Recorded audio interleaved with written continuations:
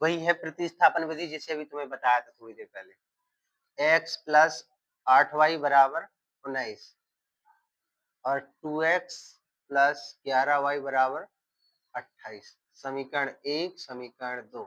सबसे पहले क्या करना होता है, समीकरण 1 से क्या करना होता है, x का मान। समीकरण 1 से x का मान निकालो,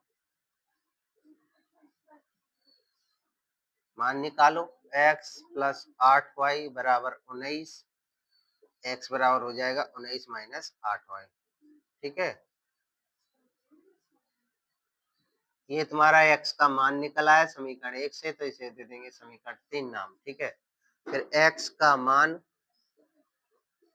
समीकरण 1 से निकाला है तो 2 में रखने पर, 2 में रखने पर, अगर 2 से निकालते तो 1 में रखते। ठीक है, 2 में रखने पर रखें तो 2 क्या है समीकरण, 2x प्लस 11y बराबर 28। 2x का मान है 19 माइनस 8y प्लस 11y बराबर 28।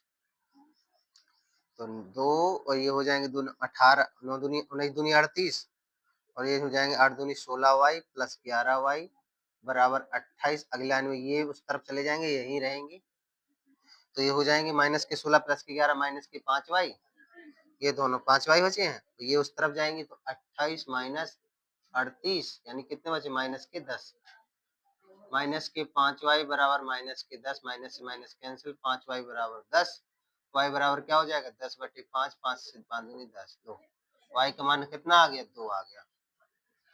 अब y का मान किस में रखते हैं, y का मान समीकरण 3 में रखते हैं।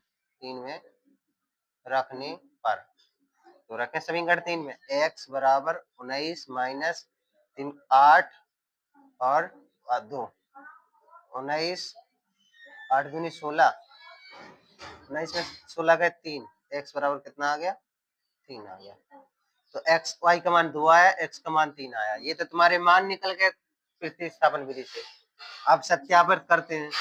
सत्यापित करने के लिए क्या करते हैं, मान रख देते हैं दोनों में। सत्यापित क्या हो जाएगा, x प्लस 8y बराबर 19, x का मान 3, 8 और y का मान 2 बराबर 19। 3 8 दूनी 16, 19, 19 बराबर 19। ये समीकरण 1 सत्यापित हो गया। ठीक है, समीकरण 2 को सत्यापित कर दो। 2x प्लस 11y बराबर 28। 2x की जगह रखना है 3 प्लस 11y की जगह 2 बराबर 28। 3 दूनी 6, 11 दूनी 22 बराबर 28। 28 बराबर 28, ये भी सत्यापित हो गया समीकरण 2। ठीक है, तो ये समीकरण 1 और समीकरण 2 दोनों सत्यापित हो गए। ठीक है।